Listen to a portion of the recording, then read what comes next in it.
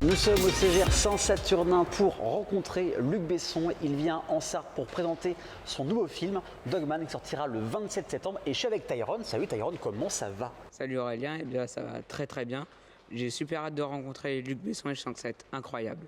Parce que c'est Tyrone qui va gérer l'interview comme un grand. On va essayer de tout savoir sur son nouveau film qui sortira dans toute la France le 27 septembre. T'es prêt? Oui, je suis super prêt. On y va? Eh bah vas-y, let's go. Suivez-nous, on va découvrir ça de plus près. Allez, c'est parti.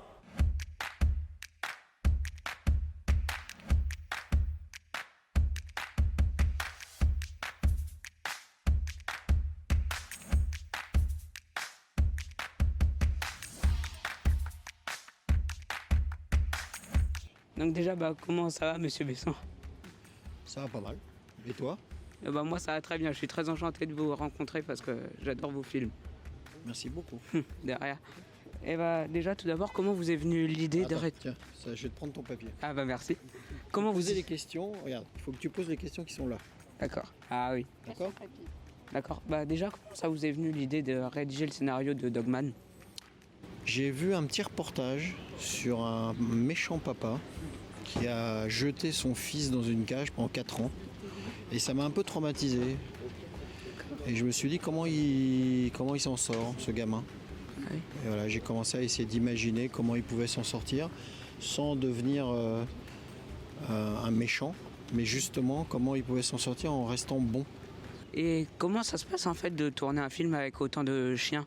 Et est-ce que c'est plus facile de tourner avec des chiens qu'avec des humains? À ton avis? Je pense quand même, ça demande quand même beaucoup de travail. Ouais, non, les chiens c'est compliqué, mais c'est comme des enfants. C'est-à-dire, en fait, tu peux pas vraiment leur dire quoi faire. Il faut travailler avec eux, les laisser un peu faire, les suivre.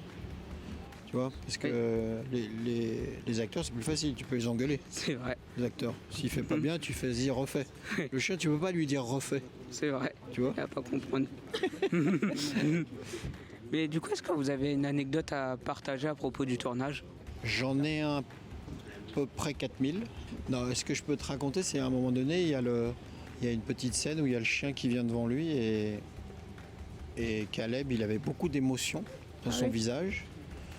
Et il a donné cette émotion au chien qui était devant lui. Et le chien, il a capté l'émotion. Oui. Et il s'est approché, il lui a fait un bisou. Ah, trop génial. Et c'était pas prévu. Ouais. Mais je l'ai gardé dans le film parce que c'était très beau. Oui, c'est vrai. Hein? C'est vrai. Moi, j'ai- un bisou. Merci beaucoup pour votre temps. Allez, à plus. Et puis bon courage pour le film. Merci, tiens. Merci beaucoup. Tu les aimes, les chiens, hein? Plus que t'aimes ta propre famille? Ça, c'est sûr.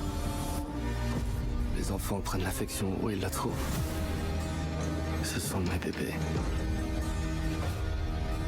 Autant que je sache, les chiens n'ont qu'un seul défaut. Ils ont confiance en l'homme.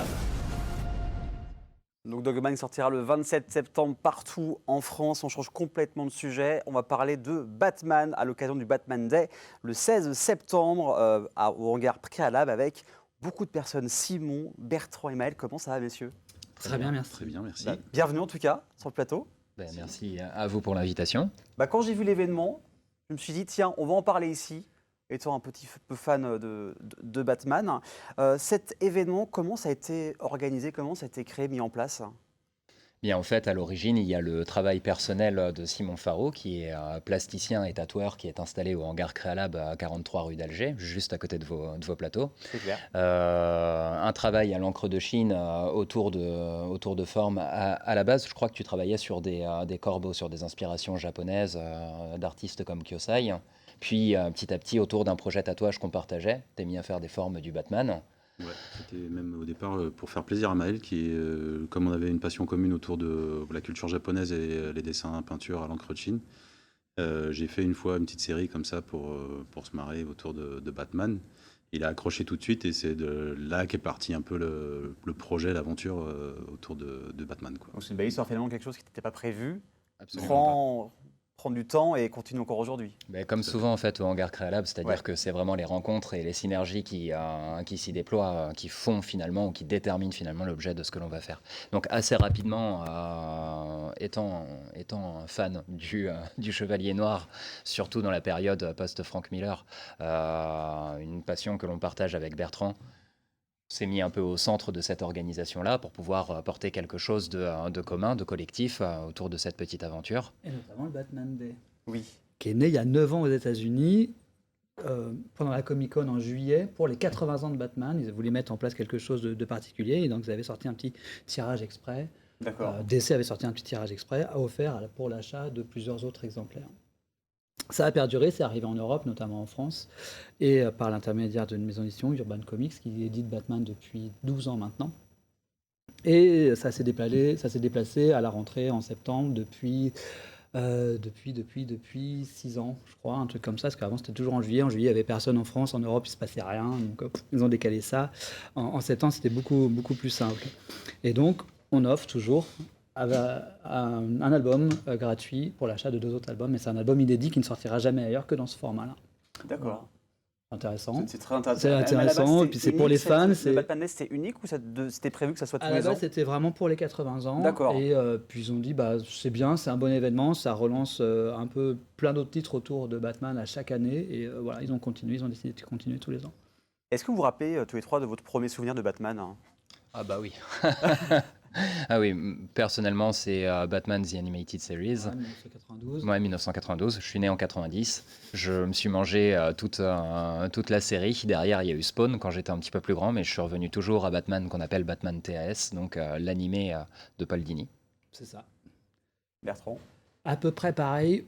Je pense que c'est un peu avant, avec Tim Burton, le film. Oui. 89. Moi, j'avais 7 ans. Et je pense pas que j'ai vu celui-ci au cinéma, mais je pense que j'ai vu le deuxième qui est sorti en 91. Ça, c'est sûr. Je l'ai vu au cinéma et là, ça m'avait déglingué. Après, je suis pas revenu dessus tout de suite non plus. Je suis passé sur d'autres choses. Je suis revenu au début des années 2000. J'ai dû attendre une dizaine d'années avant d'y retourner. Parce que je comprenais peut-être pas tout. J'étais peut-être pas assez mature à ce moment-là. Peut-être. C'était sympa, mais je pense que je comprenais pas tout ce que les auteurs voulaient faire passer comme message. Aussi sur l'animé ou sur le film de Tim Burton ou c'était autre Non, chose? je crois que moi, mon plus vieux souvenir, et ça remonte à plus loin que ça, c'est vraiment genre les premières séries TV où ils sont Batman et Robin avec le costume. Dans les années 60, ouais, ce truc, c'est Très kitsch et très coloré. patch et, Ouais. ouais.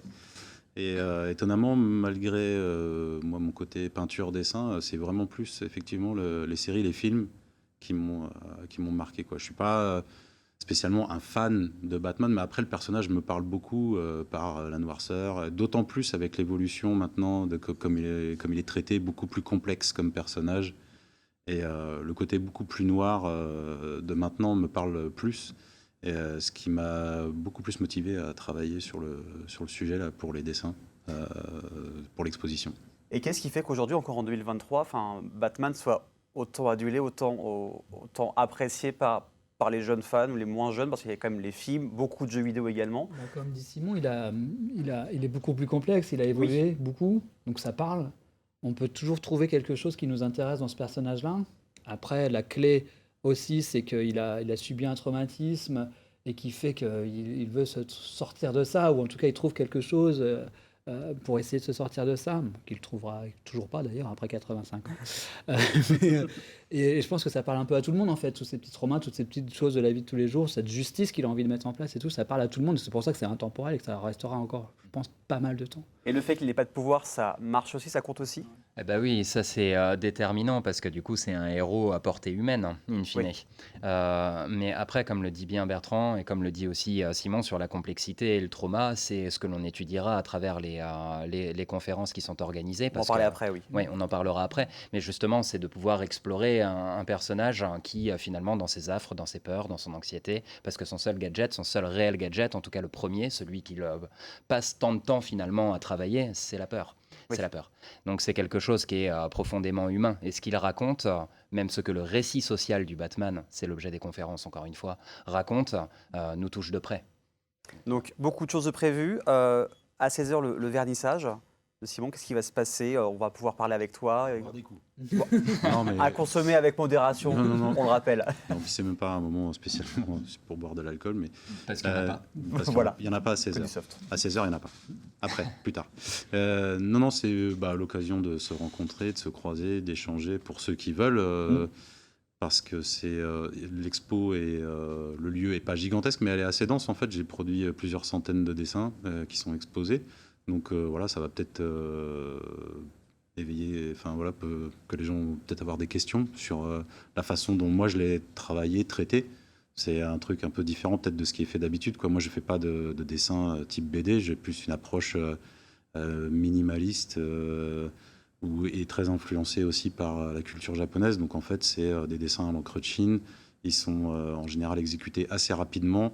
Et pour moi, ils doivent être très efficaces et très bruts et traduire aussi assez rapidement un mouvement, une expression et beaucoup de choses justement au niveau de la complexité du personnage sur la peur, la folie, l'anxiété, parfois aussi les faiblesses. Enfin, moi, voilà, j'essaye d'avoir en quelques coups de pinceau retrouver ces choses-là dans le personnage. Donc j'ai multiplié en fait les dessins pour essayer de retrouver plein de subtilités dans les expressions du personnage. Donc on verra ça à partir de demain. Tes dessins Oui.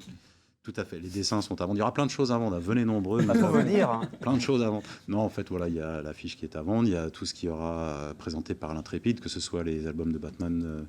Il y aura des sérigraphies, parce qu'en fait, avec mes collègues de l'Aracle, du hangar Créalab, et atelier de sérigraphie, ils ont tiré 3 sérigraphies à partir de mes dessins. Donc, en fait, voilà, il y a possibilité aussi d'accéder à des sérigraphies en tirage limité. Et voilà, moi, sur tout ce que j'ai produit aussi, je propose aux gens de pouvoir acquérir un dessin si jamais ça les intéresse, quoi. Et réponse demain, le 16 septembre, bien sûr. Après, il y aura plusieurs conférences. 3 conférences. 3 conférences, donc Siegfried Wurtz, je dis bien, c'est ça? Oui, c'est ça. Par exemple, qui est le Chevalier Noir, Batman à travers les âges. Qu'est-ce qu'on pourra découvrir lors de cette conférence, Bertrand? Alors, sur le Batman à travers les âges, je te laisse parler. Parce que Ça Ok, plus c'est toi. aucun problème. Oui, parce que ça nous permet aussi de signaler encore une belle rencontre au sein du hangar, puisque Siegfried Wurtz, qui est l'auteur de l'ouvrage qu'on peut voir à la caméra à côté de Bertrand, vient de sortir un ouvrage aux éditions du Murmure, les éditions du Murmure étant elles-mêmes hébergées au sein du hangar. Pour répondre à votre question, sur cette table ronde en particulier, Siegfried Wurtz repartira justement de l'œuvre de Frank Miller, notamment The Dark Knight Returns, donc C'est le ça. troisième opus que Frank Miller livra et dédia au Chevalier Noir, pour voir en quelle mesure est-ce que Frank Miller induit en fait une révolution graphique dans la façon dont il représente le Chevalier Noir. Juste pour faire un petit point séquence sur l'arc narratif, on est face à un Batman qui est vieillissant, qui est vraiment sur le retour, qui est aussi disons beaucoup plus travaillé, beaucoup plus complexe, qui n'a pas résolu tous ses problèmes. Donc, de fait, il y a ce renversement graphique qui permet en même temps un renversement de tonalité. Comment est-ce que ça permet en fait de décaler le personnage pour essayer de lui rajouter en fait une couche plus humaine, plus amère. Il va falloir découvrir ça parce qu'il y a quand même, on peut rester, ça dure jusqu'à 22h, c'est ça Oui. la journée de demain? Il y a beaucoup de choses, on va continuer à vous en parler encore un petit peu. Une autre conférence ensuite, celle de Justine Marzac. Donc là, dans ce que je vois c'est qu'on parlera de Batman, du Joker et des autres personnages, mais également du personnage de Gotham, finalement. Ça reste un peu un personnage Gotham City au final. Alors, c'est même... Enfin, là, chacun pourra donner son avis, mais c'est même le personnage qui n'évolue pas à travers les arcs. C'est-à-dire qu'il faut toujours une ville noire, Oui. sombre, pestilentielle, où le mal, en fait, cette espèce de mal radical, originaire, s'y développe pour que le Batman puisse apparaître en tant que solution. Il y a Bien le sûr. solutionnisme de Batman en tant que solution et contrepoids. Donc, c'est finalement explorer la Gotham de Batman et dire ce que cette Gotham dit de notre représentation sociale, de l'urbanité, de l'urbanisme, de la ville, etc. C'est etc. justement, c'est un des travaux de Justine, c'est ça? Elle a Oui. travaillé dessus pour sa thèse ou je sais plus quoi. Elle a travaillé dans le cadre de ses recherches à l'école du Louvre. Donc, elle a sorti un ouvrage qui malheureusement n'est plus édité pour le moment aux éditions François Bourin. C'est l'autrice d'une anthropologie de l'homme chauve-souris. Donc un segment qui porte notamment sur la ville. Bah, c'est hyper intéressant. Ah oui, Il ça, faut c'est venir, il faut passionnant. rester toute la journée, toute la soirée. Parce que là, on pourra en parler pendant des heures. Et on finira avec une table ronde avec Matt, qu'on connaît très bien ici, bien évidemment. On pourra discuter aussi avec lui, échanger. Lors de cette table ronde, qu'est-ce qui se passera exactement, Bertrand? Alors, il y aura Maël, Clément et moi. On va parler des peurs et des représentations de la peur. Où est-ce qu'est la peur, où est-ce qu'est l'angoisse dans Batman, dans Gotham. Toute la peur qui en engendre et voilà, d'où est-elle, pourquoi est-elle là, qu'est-ce qu'elle induit dans les comics et dans la représentation du personnage. Voilà, ça a duré 45 minutes, mais ça serait un peu juste, je pense. Il y a quand même vraiment beaucoup de choses à dire. On va repartir justement, on va essayer d'éviter toute la partie des années 40, 50, 60, parce que c'est les questions qu'on a eues cette semaine un petit peu, parce qu'il y a trop de choses à dire. On va repartir justement à partir de Frank Miller dans les années 80, pour prendre un truc un peu plus moderne et un peu plus compréhensible pour les néophytes, voilà. Donc voilà, on ne dit rien de plus. Quelque chose à rajouter, peut-être? Non, c'est qu'on assume entièrement le postulat, quoi, de se mettre dans ce sillon, justement, de cette révolution en fait, du personnage. On parlait de la série animée de 66. Oui. on sera pas là-dedans, quoi.